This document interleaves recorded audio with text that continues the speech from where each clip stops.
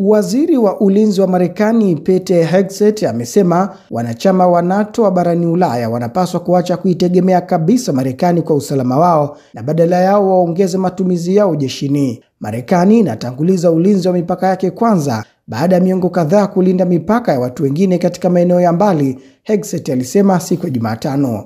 Mabadiliko hayo ya mtizamo kutoka Wizara ya Ulinzi ya Marekani Pentagon yanakuja pamoja na kugawana mzigo wa washirika wa NATO katika maeneo ya kimkakati, akisema waziri huyo wakati alipotoa tathmini yake kazini toka alipoingia ofisini siku 100 zilizopita katika hotuba yake ndani ya chuo cha vita huko Pennsylvania. Tumefurahishwa na Poland kwa kutumia 5% ya pato lake la taifa kwa ulinzi, Hegseth alisema, huku akisisitiza kuwa lengo la muda mrefu la matumizi ya NATO la 2% ya kila pato kwa taifa bado hayatoshi kutokana na vitisho vinavyoendelea kukabili muungano wa NATO kwa sasa. Wakati wa Marekani kuwa mdhamini pekee wa usalama wa Ulaya umepita. Imechelewa kwa muda mrefu. Ulaya lazima iongeze nguvu kufadhili jeshi lake na inahitaji kuongeza kasi zaidi, alisema waziri huyo wa ulinzi wa Marekani Pete Hegseth. Hegseth pia amesema kuhamisha jukumu la usaidizi wa kijeshi kwa Ukraini hadi kwa nchi za Ulaya ni sehemu ya marekebisho yanayofanywa na Wizara ya Ulinzi ya Marekani Pentagon. Umoja wa Ulaya EU unapanga kukopa mabilioni ya euro ili kutumia katika masuala yake ya kijeshi, ikisisitiza haja ya kupambana na Urusi. Moscow imekanusha nia yake ya fujo dhidi ya nchi wanachama wa NATO. Msemaji wa ikulu ya Urusi Kremlin Dmitry Peskov katika mahojiano ya hivi punde na jarida la Ufaransa la Le Monde alisema kuwa Ulaya imejipiga mguu kwa kufuata maagizo kutoka kwa rais wa zamani wa Marekani Joe Biden kwa kuunga mkono Ukraine kwa muda mrefu kama inachukua hilo na kuiadhibu Urusi kwa vikwazo. Sasa inakabiliwa na athari za maamuzi hayo, Peskov amesema. Ulaya haiwezi kuwepo na kuwa na ushindani bila vipengele muhimu: usalama wa bei nafuu na nishati isiyo na gharama kubwa, alisema na kuongeza. Ulaya ilikuwa ikifurahia usalama kutoka kwa Marekani kwa gharama ya chini na ilipata nishati nafuu kutoka Urusi, alisema Dmitry Peskov. Peskov alipendekeza kuwa baada ya kupoteza faida hizo zote mbili, mataifa ya Ulaya sasa yanakabiliwa na uondoaji wa viwanda na changamoto nyingine za kiuchumi, huku akifuata kwa ukaidi sera iliyofeli, hata kama utawala wa Rais Donald Trump unatafuta kupatanisha makubaliano ya amani kati ya Urusi na Ukraine. Utawala wa Trump pia umegombana na mataifa mbalimbali ya Ulaya juu ya masuala kama vile vitendo vya biashara visivyo vya haki na usimamizi wa Denmark wa Greenland, ambayo Marekani imeonyesha nia ya kuidhibiti. Na tukiendelea kusalia huko nchini Marekani, Washington imepata ufahamu bora zaidi wa msimamo wa Urusi kuhusu mzozo wa Ukraine kwa kuwa sasa imeshirikiana na Urusi baada ya miaka 3 ya kukata uhusiano wa kidiplomasia. Waziri wa mambo ya kigeni wa Marekani Marco Rubio amesema.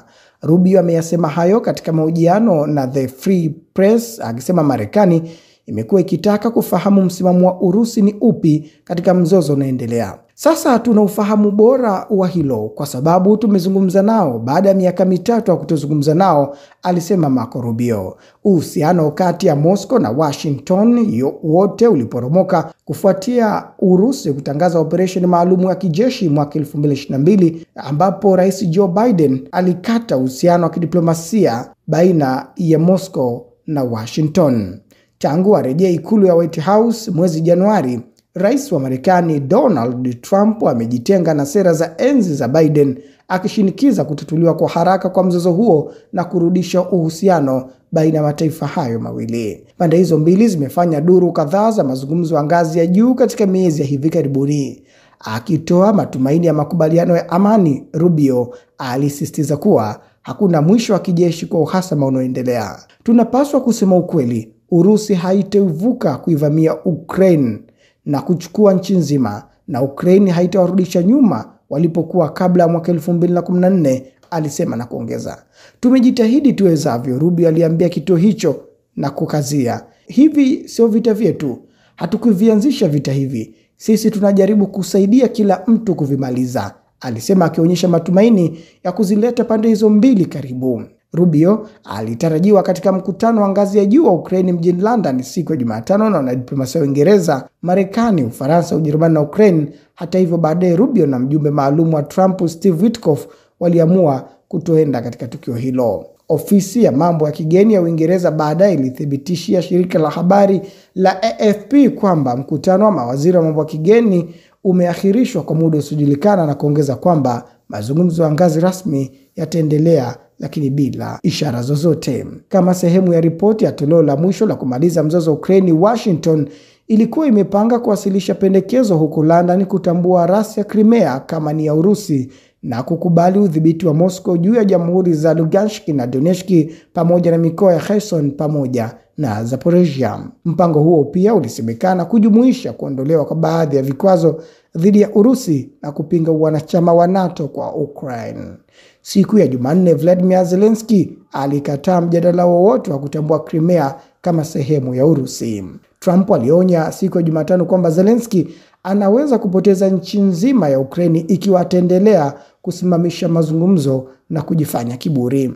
Moscow imeshikilia kuwa hadhi ya Crimea, ambayo ilijiunga na Urusi mwaka 2014 kufuatia kura maoni iliyopigwa baada ya mapinduzi yaliyoungwa mkono na nchi za magharibi huko Kiev na maeneo mengine manne ya zamani ya Ukraine ambayo yalipiga kura kujiunga na Urusi na mwaka 2022, sio kwa mazungumzo. Maafisa wa Urusi pia wanasisitiza kwamba makubaliano yoyote ya amani lazima ashughulikie sababu kuu za mzozo huo. Rais Vladimir Putin akisema kwamba usitishaji vita unaowezekana ungehitaji mataifa ya magharibi kusitisha usambazaji wa silaha kwenda kwa Ukraine. Rais wa mamlaka ya ndani ya Palestina Mahmoud Abbas ametoa wito kwa kundi la Hamas kukomesha udhibiti wake katika ukanda wa Gaza na kukabidhi silaha zake kwa mamlaka ya Palestina na kujigeuza kuwa chama cha kisiasa. Hamas lazima ikomeshe udhibiti wake kwenye ukanda wa Gaza, ikabidhi mambo yake yote kwa mamlaka ya kitaifa ya Palestina, isalimishe silaha zake na ijigeuze kuwa chama cha kisiasa, Rais Mahmoud Abbas alisema wakati wa mkutano wa kamati kuu ya chama cha Fatah kwenye makao makuu ya rais huyo huko Ramallah. Aidha, amewataka Hamas kuachilia mateka wa Israel ili kuwanyima Israeli visingizio vya kuendeleza mashambulizi katika ukanda wa Gaza. Tangu mapinduzi yake dhidi ya uhalali wa taifa la Palestina mwaka 2007, Hamas imesababisha madhara makubwa kwa kadhia ya Palestina, iwe kwa makusudi au la. Imeipatia Israeli uhalali hatari na huru wa kutekeleza njama na uhalifu wa uvamizi huo huko Gaza, ambayo ni maarufu sasa ikiwa imeshikilia mateka, Rais Abbas alisema, na kuongeza kuwa watu wetu wanalipa gharama, sio Israel. Wakabidhini tu mateka wao, rais huyo wa Palestina alisema katika kuwarejelea mateka 59 wa Israel ambao bado wanashikiliwa na Hamas katika ukanda wa Gaza.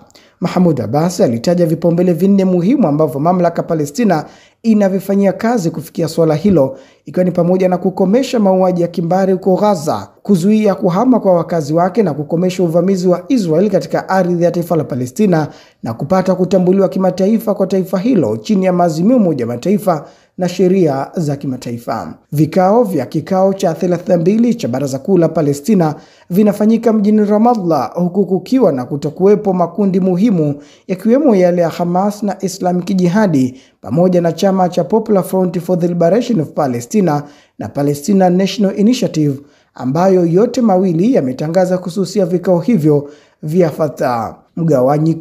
Mgawanyiko mkubwa wa kisiasa na kiitikadi umeharibu uhusiano kati ya Fatah ya Mahmoud Abbas na Hamas kwa zaidi ya miongo mitatu. Rais Abbas na mamlaka ya ndani wamerudia kuishutumu Hamas kwa kudhoofisha umoja wa Palestina. Kwa upande mwingine, Hamas ambayo inafanya kazi kama shirika la kisiasa na mrengo wa kijeshi imeshutumu mamlaka ndani ya Palestina chini ya Rais Abbas ya Fatah kwa kushirikiana na Israel na kukandamiza upinzani katika ukingo wa Magharibi. Hamas ilitawala ukanda wa Gaza baada ya makabidhiano mafupi ya silaha na vikosi vya usalama vya mamlaka ndani ya Palestina mnamo Juni mwaka 2007 katika mapambano ya kuwania madaraka baada ya uchaguzi wa wabunge wa Palestina wa mwaka 2006. Mamlaka ya Palestina ambayo inafanya kazi nje ya Ramallah iliendelea kutawala sehemu ya ukingo wa Magharibi unaokaliwa kwa mabavu kulingana na makubaliano ya Oslo ya mwaka 1993 na Israel. Kwa upande wake, afisa mkuu wa Hamas Bassem Naim alielezea matamshi ya Rais Mahmoud Abbas na mkutano wake na wa Fatah kama unyakuzi usiokuwa uhalali wa uwakilishi wa watu wa Palestina. Naim alimshutumu Abbas kwa kutumia lugha kuudhi kuelezea sehemu kubwa na muhimu ya watu wake, akimaanisha wafuasi wa Hamas.